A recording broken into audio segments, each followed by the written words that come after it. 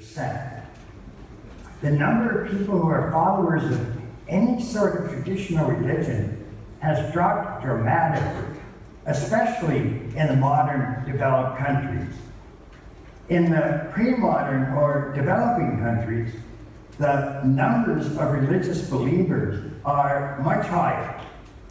And as we'll see, there's a reason for that. But in general, and this is the central point, the more evolved a country is, the less religious it is. And this is true for individuals as well. The more evolved a person is, the less religious they're likely to be. Why is that? Are religion and evolution the opposite of each other? So that the more you have of one, the less you have of the other? Is religion an ally of evolution or its enemy? First of all, we need to understand what we mean by the word religion.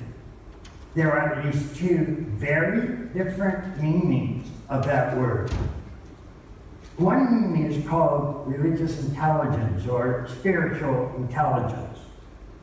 It's how we think about spirit, how we think about what we believe is an ultimate reality or ultimate concern. It's how we interpret or conceptualize or think about ultimate reality. The other meaning is not spiritual intelligence, but direct spiritual experience or immediate religious experience. Human beings have both capacities, spiritual intelligence and spiritual experience.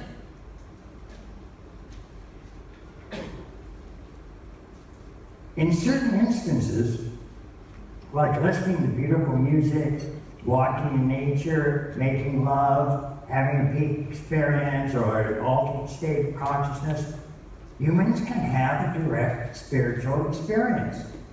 William James explored these direct spiritual experiences in his classic book, The Varieties of Religious Experience. But even if we have a direct spiritual experience, we almost always start interpreting it, conceptualizing it, giving it some sort of meaning, or using some sort of conceptual framework, however simple, to make sense of it. So as soon as we have any direct religious or spiritual experience, we use our spiritual intelligence to interpret it, conceptualize it, frame it.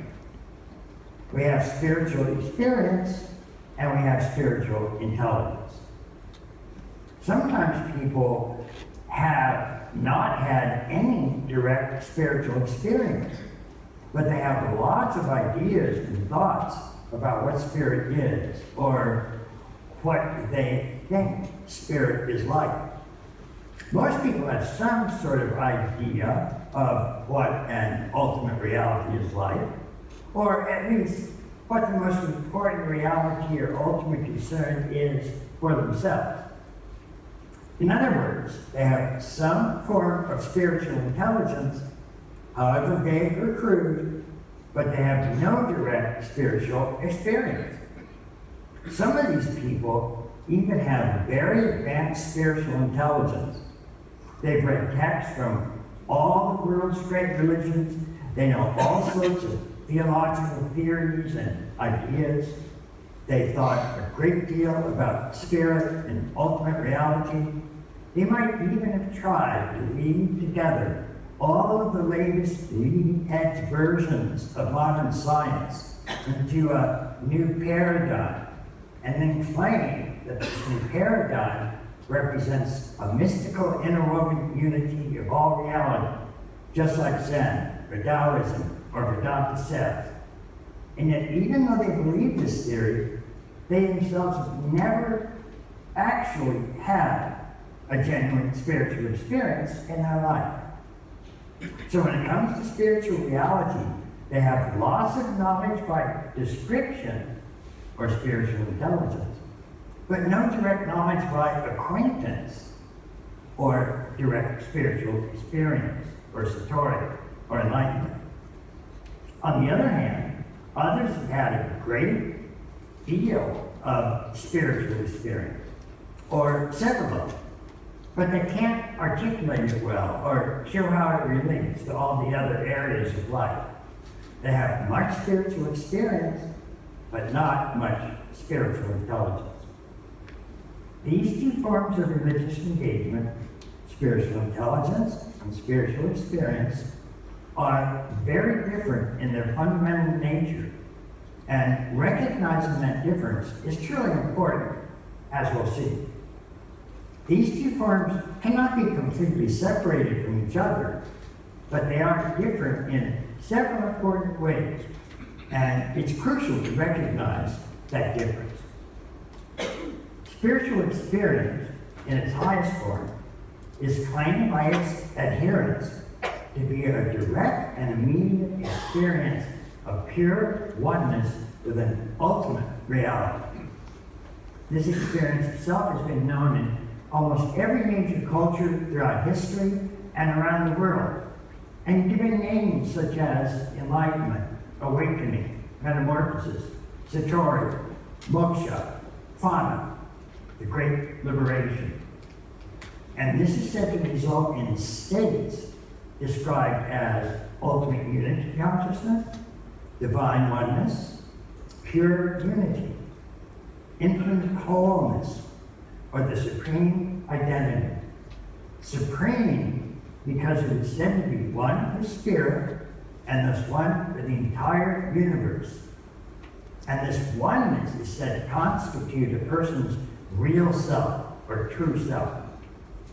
For the moment, simply assuming something like this ultimate religious experience exists, I refer to this overall process in any of its forms as waking up.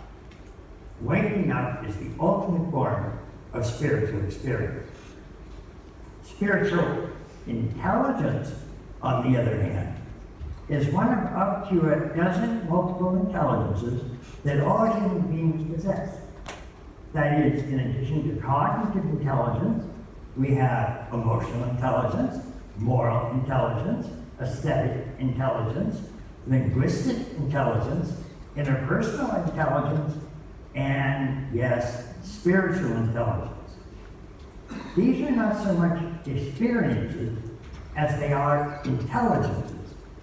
That is, mental operations that address fundamental questions faced by humans. Emotional intelligence, for example, addresses the issue of what are you or I feeling? Moral intelligence addresses the question, what is the right thing to do? And spiritual intelligence is the thinking process that humans engage whenever they think about some sort of ultimate reality or ultimate concern.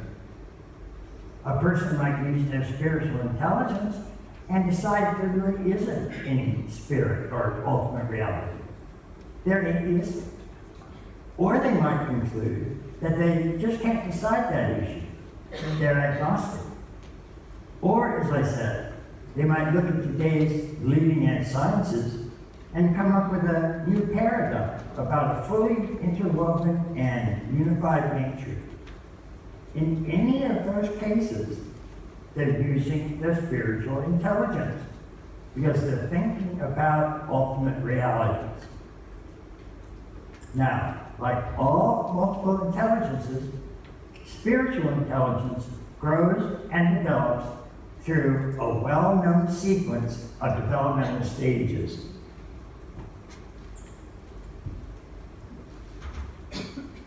People aren't born with any of their multiple intelligences operating at their highest and most mature levels. Like all things in nature, any multiple intelligence has to grow and develop through a series of stages, each stage being more functional, more complex, and more mature. The same is definitely true of spiritual intelligence. So what stages does spiritual intelligence grow through? What stages are there? What stages do all people develop through their spiritual intelligence, even if they end up deciding they're an atheist? Well, these stages in the various multiple intelligences have been given a huge number of different names by the different researchers who first studied them. Some names are more cognitive, like Piaget. Some are more moral, like Wilber. Some are more motivational, like Maslow. James Fowler gave perhaps the most specific and appropriate names to the stages that spiritual intelligence itself goes through, since he was the first researcher to fully discover and describe around 6 major stages involved in spiritual intelligence. And I use these terms for technical presentations. But here I'm going to use a variation on the names of worldview development first given by Gene Debson, simply because they're simpler. So one version of the major stages that spiritual intelligence grows and develops through are the archaic stage, to the magic stage, to the mythic stage, the rational stage, the pluralistic or relativistic stage, and the integral stages, with higher stages coming in the future. Any specific religious system anywhere will be primarily at one of those major stages of spiritual intelligence. This overall sequence of development I call not waking up, but growing up. And every multiple intelligence goes through a similar set of stages or levels in its own development or its own growing up. But the very stages of growing up are quite difficult to spot. And in fact, they weren't really discovered until only around 100 years ago. This was much too recent to be included in any of the world's great religions, since almost all of those are over 1,000 years old. So many of the world's religions have, or at least had at some point, a direct access to waking up. Usually the founders of the religion had a profound waking up, and they often based their religion on that waking up experience. However, although all of them were also at a specific stage of growing up in their own spiritual intelligence, not one of them knew about those stages of growing up or knew what stage they themselves were at. These stages had not been discovered yet and were literally unknown around the world, just as how to build a Jeep or perform a kidney transplant were totally unknown. So the great religions around the world usually had waking up, but not one of them was aware of growing up. And this was a disaster, as we'll see. So, having laid out these basics, we can now state the 2 major problems with Western religion in today's world. 1, Christianity started with a great deal of emphasis on waking up. When St. Paul said, "Let this consciousness be in you, which was in Jesus Christ, that we all may be one," the early Christians usually had that direct spiritual experience of oneness. They called this waking up experience metamorphosis, or profound transformation. And that profound spiritual experience is what defined most of early Christianity. But by the 3rd and 4th centuries, it had abandoned most forms of waking up and actually started considering waking up itself to be very dangerous and certainly not recommended. And this was largely because these mystical experiences of unity could not be controlled by the church. and thus they were increasingly rejected. So that's the first problem with today's Western religion. It mostly lacks any real waking up. The second problem is that, although Christianity itself was mostly at the mythic stage of its own development when it began to become popular, that is, it was at the mythic stage of the overall sequence from archaic to magic to mythic to rational to pluralistic to integral. But it had no understanding of these growing up stages, and thus it could not see that its own stage, the mythic stage, was a relatively low stage or low level of growing up, and that there were actually higher developmental stages of its own religion that were possible. That is, higher stages of its own spiritual intelligence. Fowler actually called this mythic stage the, quote, mythic literal stage, because the myths and the entire Bible itself were taken to be absolutely and literally true. Moses really did part the Red Sea. Lot's wife really was turned into a pillar of salt. Jesus really was born of a biological virgin. Noah really did put 2 of all animals into an ark, and so on. The church, for the most part, became fixated to this mythic literal stage of spiritual intelligence development. It made the myths dogmatic and demanded that people believe them literally if they wanted any salvation at all. This would have been okay if, when the higher stages of modern rationality and then postmodern pluralism and then systemic integralism emerged, the church also allowed the spiritual intelligence to evolve to those higher stages as well, but for the most part, it did not. It had made the mythic level dogmatic. If you didn't believe the myths literally, you'd burn in hell forever. Thus, when rational science emerged at the next major stage, with the Western Enlightenment, the church didn't also adopt a rational spiritual intelligence. It dug its heels in at the mythic stage. And so an idiotic battle of religion versus science sprang into existence. And this battle has remained a huge problem ever since. Instead of seeing that there are religious and scientific approaches at every level of development, religion isn't inherently stuck at mythic and science at rational. There is magic science and religion, mythic science and religion, rational science and religion, pluralistic science and religion, and integral science and religion, and so on. So here's the point.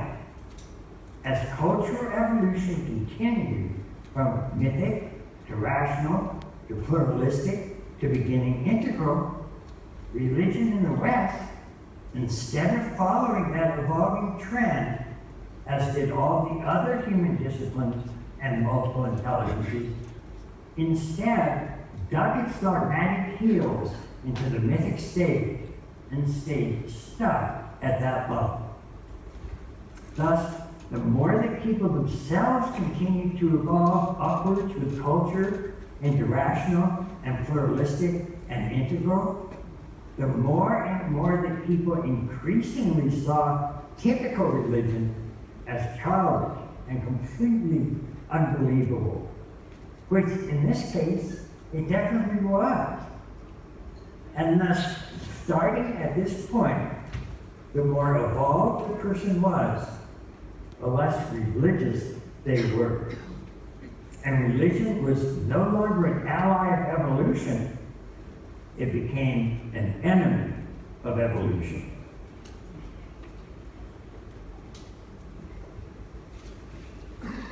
And thus, the two major problems with today's religion in the West is that it has virtually no waking up in spiritual experience, and it only has very low levels of growing up in spiritual intelligence. In short, no waking up, very low growing up.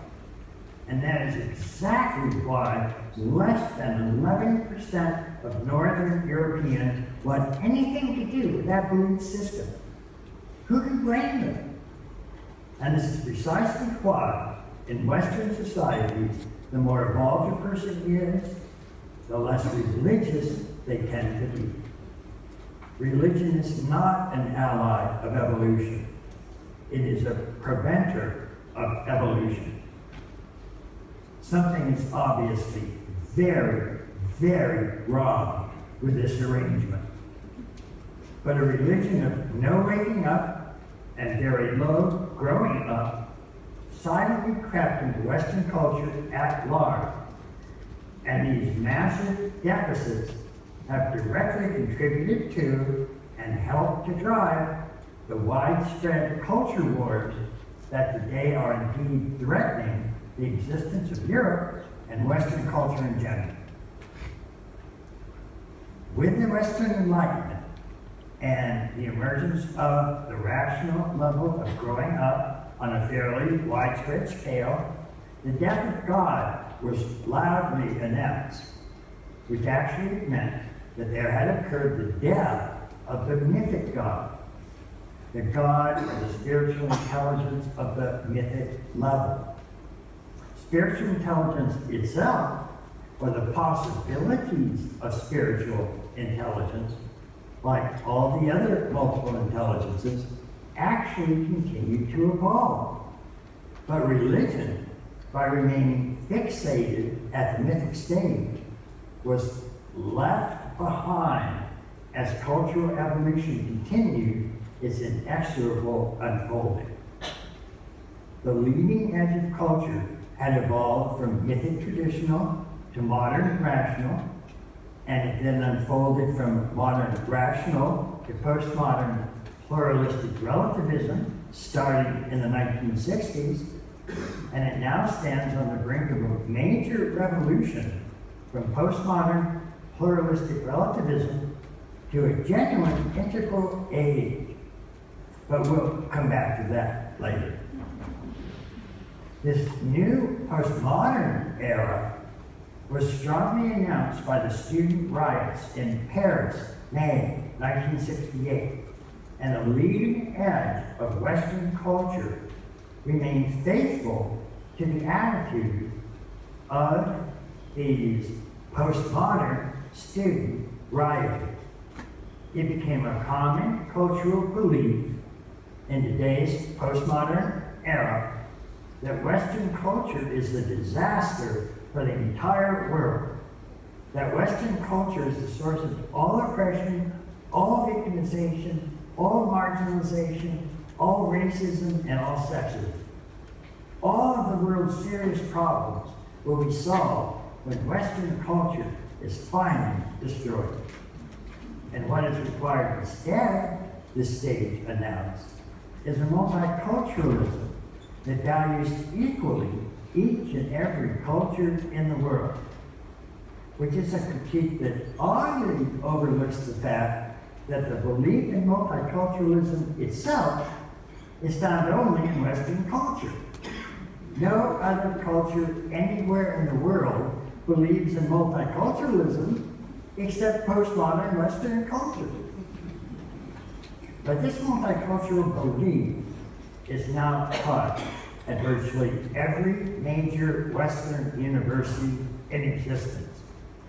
One slight exception is that Eastern European cultures, Poland and Hungary, for instance, still tend to almost fully embrace the depth and value of Western culture, whereas Western Europe, from Germany to France to Sweden to Britain, largely embraced the postmodern deconstruction of the West. And they are therefore thoroughly drenched in the massive guilt shared with the elites in America, and this is a guilt driven exactly by this belief that Western culture is the source of all oppression in the world. Of course, what actually introduced almost all oppression wherever it appears anywhere in the world is the mythic, ethnocentric, absolutistic stage of human development, or the amber stage of cultural growing up. Whether that stage emerged anywhere in the world, in China, in the Islamic Empire of the Middle Ages, in various African tribes, it was marked by a violent conquest and oppression of any other culture than its own. The Muslim slave trade was enormous, dwarfing that of the European. And it was only where the world-centric rational stage emerged from the ethnocentric mythic stage that oppression itself was actually opposed and usually overcome in most forms. Thus, it was only the modern, rational, Western culture that finally put an end to slavery. In a 100-year period, from around 1770 to 1870, slavery was outlawed in every modern, rational, industrial, Western nation on the planet. The first time anything like that appeared anywhere in history. Even the original indigenous tribes had slavery. The American Indians took their slaves with them on the Trail of Tears. And liberational movements like feminism arose only in modern Western culture. Again, Western culture was the only major source of these movements like abolition and feminism anywhere on the planet. We in the West would do well to remember this while we go about tearing down our culture faster than you can say deconstruction.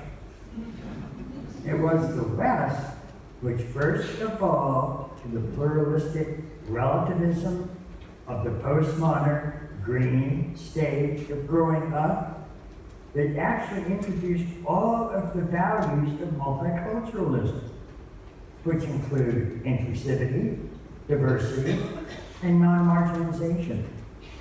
These are deeply Western products appearing nowhere else on the planet, all of which the postmodernists completely overlook as they continue to trash all things Western.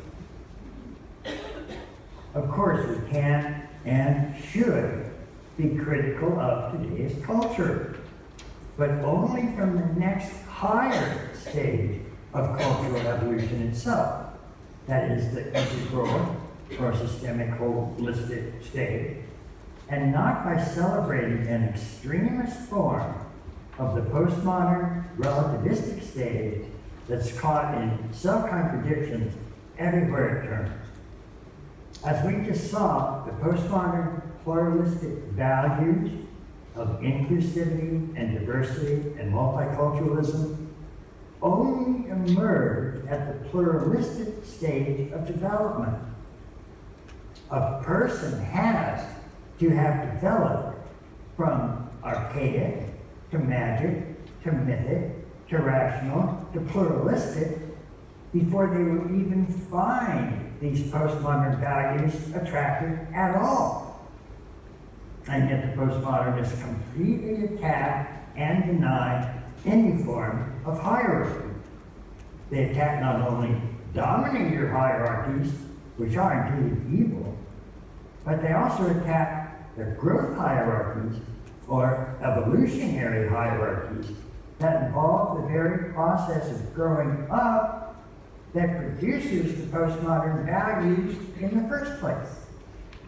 But all of that is deconstructed, and this leaves its followers, that is, it leaves today's Western culture, completely stuck without any authentic value system at all. By default, nihilism and narcissism, that postmodern tag team from hell, step into the void, and then all we have left is the strange death of Europe, as Douglas Murray's book title puts it, The Strange Death of Europe.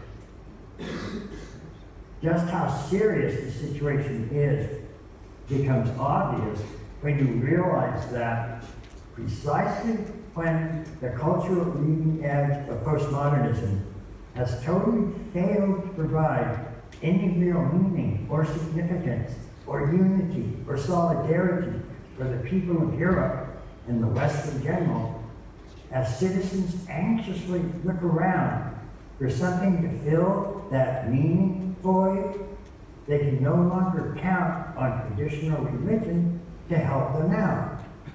Postmodernism destroys meaning, and religion can no longer replace it. Virtually all of the evolved people in the West have already abandoned traditional religion anyway, as we've seen. They abandoned traditional mythic literal religion and embraced postmodernism's multiculturalism, only to realize that the extreme emphasis on multiculturalism ends up doing nothing but pushing people to regress to massive tribalism through a jagged identity politics. With identity politics, you are only allowed to identify not with anything you have in common with somebody else, but only with your own isolated tribe. You're allowed to identify with this race or that race, this sex or that sex, this skin color or that skin color, this ethnic group or that ethnic group, but never what you all share or have in common. Thus, postmodern multiculturalism as an actual social organizing principle simply does not work.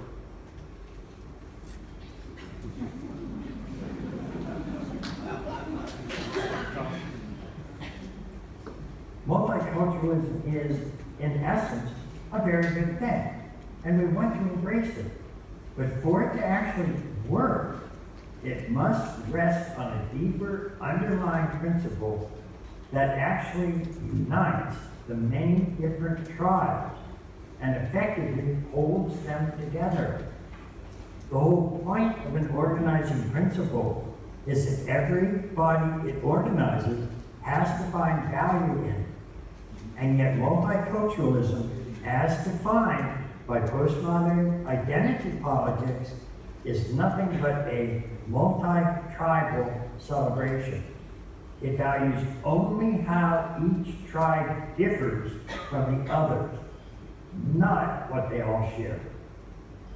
Thus, especially with the migration crisis in Europe, multiculturalism collapsed with the rest of postmodernism into a massive nihilism and narcissism, resulting in nothing but a major cultural fragmentation that is accelerating right now as we speak. Western culture today is increasingly headed towards this widespread fragmentation, driven by the lack of any universally believable values, and instead drowning in postmodern relativism with its nihilism and narcissism. And the strange death of Europe is indeed upon us. So what exactly are we to do? At least two things need to be addressed, and they relate directly to the two major deficits in our religious system. Religion or spirituality at any level of development is what creates meaning or significance for the person. When Star Trek fans say logic is Spock's religion, that's what they mean. that logic is what gives Bach's life meaning. Likewise, using the term in this way, we would say that secular humanism became the religion of many people during the Enlightenment. In other words, using religion in this sense, religion is the fundamental meaning aspect of existence that is created by the spiritual intelligence found in each stage of growing up.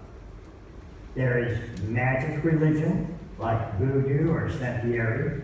There is mythic religion, like Christian or Islamic fundamentalism. There's rational religion, like scientific materialism, which is believed in like a religion, or the new paradigm, which is based on scientific materialism. There's pluralistic religion, for example, a zealous belief in multiculturalism, or things like social or green Buddhism. And there's integral religion, which is aware of each of those levels of religion and integrates all of them in the bigger picture, which also includes science.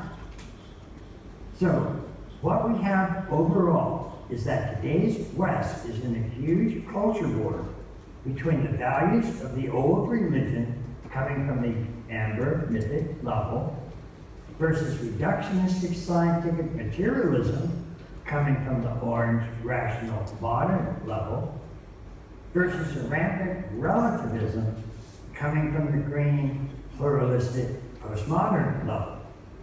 These are the contours of today's Western culture. We have a mythic religion, or a scientific materialism, or a postmodern relativism. These are all the average citizen has for creating any sort of meaning or significance in their lives. And it's precisely because not one of those value systems is believable anymore that we have the strange death of Europe at our doorstep.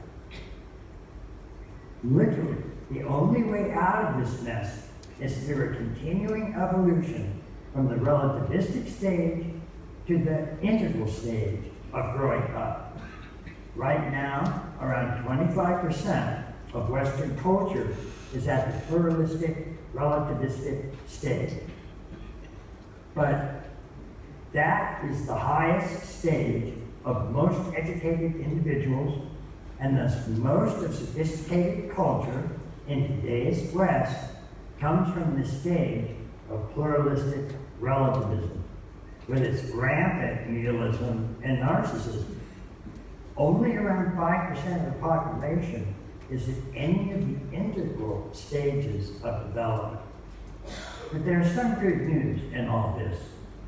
History suggests that when around 10% of the population reaches the leading edge of evolution, then there's a type of tipping point, and the values of the leading edge tend to permeate or seep through the culture at large. So we can expect to see a major and profound cultural revolution when just 10% of the population reaches the first integral stage, which we call teal. One of the major things that an integral stage of growing up is capable of doing is integrating all of the previous stages, which is why many developmentalists call this stage integrated or holistic or systemic or integral and so on. The more that integral values begin to permeate the culture, the less attraction there will be for mythic religion, scientific materialism, or postmodern relativism. This means that Western culture will have an actual center of self-organization that pulls society together once again and helps integrate it, instead of pulling it apart in aggressive culture wars and rampant tribalism and fragmenting identity politics. Because culture is upstream from politics, to continue these culture wars will be to continue numerous political wars. And in many cases around the world, this will mean actual physical wars as well, particularly among those cultures that are just coming up and passing through the tribal magic stages of development, as well as those cultures in their mythic ethnocentric stages of development, where they almost always have some form of mythic literal fundamentalist religion. But once the word reaches the 10% tipping point at an integral stage of growing up, then the first stage of an authentic global civilization will start to emerge, which will include a relatively effective world federation of one sort or another. And the second major step will be taken when over 25% of the population reaches an integral stage. This would be a large enough group of people to start to have a worldwide effect, similar to what the postmodern stage now has in the world at large. At this point, there will be virtually no aspect of human existence that does not have some sort of integral version available. And this will change history in a way more profound than anything we have yet seen anywhere in the world. And one thing that will change fundamentally is that the core of spirituality will be realized to be not simply a mental or intellectual belief system, whether offered by mythic dogma or offered by some sort of new paradigm based on materialistic science, but rather consists of practices that help people to genuinely wake up, to awaken to their own timeless and eternal, spaceless and infinite ground of being.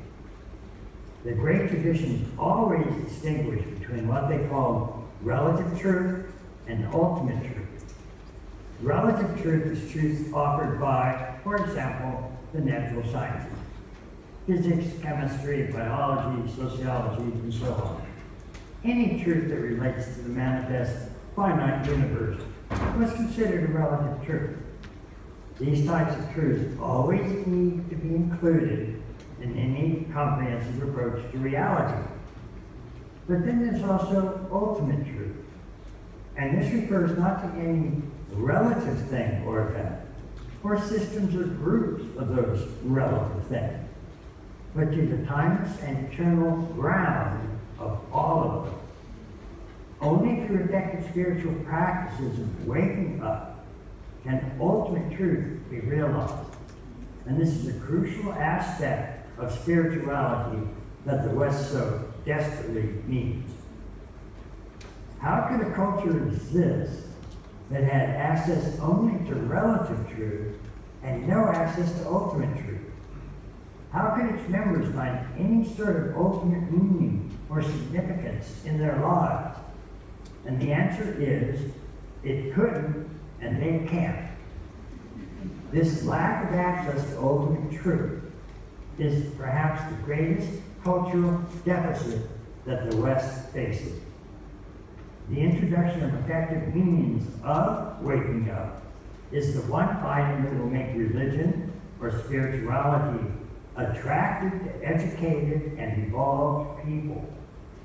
But only if this waking up is experienced and interpreted from an integral level of growing up.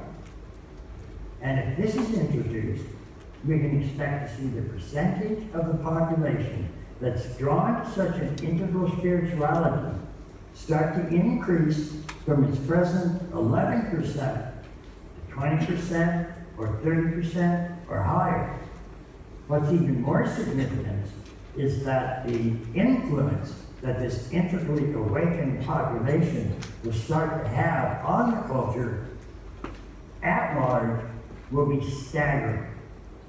Most significantly, religion would return to being the very leading edge of evolution itself, and evolution's greatest ally. The leading edge of culture would be the brightest light from both waking up and growing up, as well as including both showing up and cleaning up an idea for another topic. But the point here is that with truly integral spirituality, evolution would have found the greatest ally it's ever seen. This would be a real heaven on earth and replace the hell on earth that too many humans are enduring now. Integral meta theory addresses all of these issues, including ways to both increase spiritual intelligence to ever higher levels of growing up, and ways to ground all of it in a genuine realization of waking up.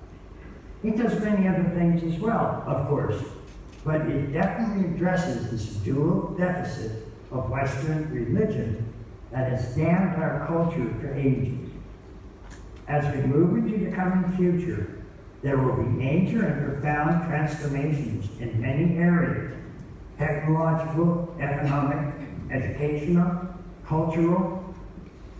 Integral versions of each of those will be a mark of the future. But these two major changes in both growing up and waking up will especially define the religion of tomorrow. And if not, then religion as a distinct area of human activity will simply cease to exist.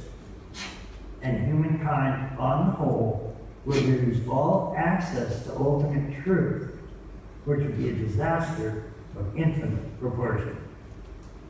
Integral meta theory is now addressing each of these major areas, along with many, many other items. So I'd like to welcome all of you to this year's Integral European Conference.